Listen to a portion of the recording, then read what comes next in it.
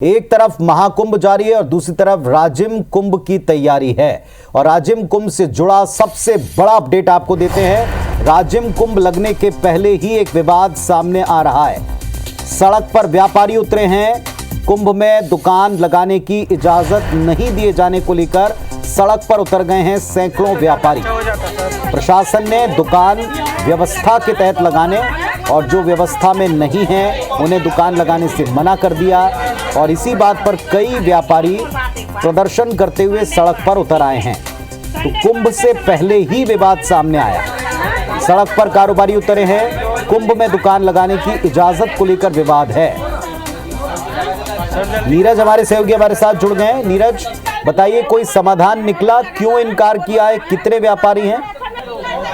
जी देखिए, राजिम कुंभ कल्प मेले को जो है शुरुआत होने में केवल 4 ही दिन शेष बचे हुए हैं और हमें व्यापारी जो है अपने अपने स्थान को जो है सुरक्षित करना चाहते हैं।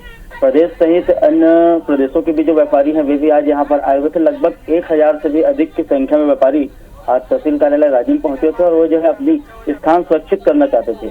उनका यह कहना है कि वे जो है राजीव लोचन मंदिर और कुलेश्वर नाथ मंदिर के बीच जो नदी का भाग है वहां पर विगत 20 वर्षों से दुकान लगाते आ रहे हैं और ऐसे में इस बार प्रशासन जो है नए मेला मैदान में जब मेले का आयोजन कर रही है तो उन्हें वहां जो है दुकान लगाने से मना कर रही है और वहां पर केवल प्रसाद की दुकानें ही लगेंगी, ऐसा उनके द्वारा बताया जा रहा है। किंतु जब प्रशासन से यह भी पूछा जा रहा है कि नए मेले मैदान में कितने व्यापारियों को स्थान दिया जाएगा तो उनके द्वारा केवल 600 व्यापारियों के लिए व्यवस्था की गई है। 600 दुकानें ही बनाई गई है, जबकि लगभग 2000 व्यापारी हैं जिन्हें दुकान यहाँ पर जो है मेले में लगानी है और वे जो है अपनी सामानों की तैयारियां भी कर रहे हैं। लाखों रुपए के सामान की खरीदी भी कर चुके हैं।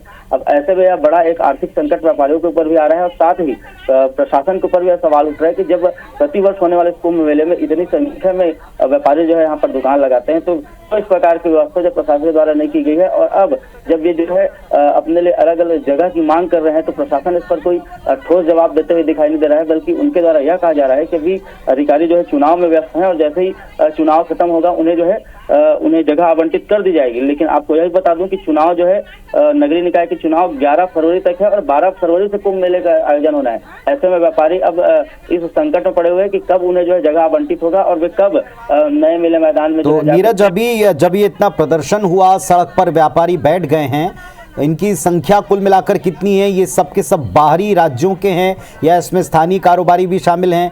कोई प्रशासन ने अब टीम बनाई है कि विरोध पर अब सड़क पर उतर आए? कोई समाधान दिया है इन्हें? जी देखिए, स्थानीय व्यापारियों को के सहित दिल्ली और अन्य राज्यों के व्यापारियों को मिला दे तो लगभग 2000 व्यापारी जो है इनकी संख्या व्यापारियों के द्वारा बताई जा रही है कि 2000 के करीब संख्या में व्यापारी हैं। और जो है आज जो यहाँ पर प्रदर्शन करने के लिए तहसील कार्यालय गए हुए थे वे जो है लगभग 1000 की संख्या में जो प्रदर्शन करने के लिए गए हुए थे। उनके बार बार यही कहना है कि प्रशासन के द्वारा जब नए मेला मैदान में व्यवस्था की है तो केवल 600 व्यापारियों के लिए व्यवस्था की गई, 600 स्टॉल ही बनाए गए हैं। चलिए अब देखते हैं कि क्या नीरज इसका कोई समाधान मिलता है या फिर वाकई चुनाव में अंतिम दिन तक ये विवाद चलेगा और कारोबारी क्या तब तक ठहरेंगे, रुकेंगे? ये एक बड़ी बात है। नजर रखिएगा, अपडेट वापस आपसे लेंगे।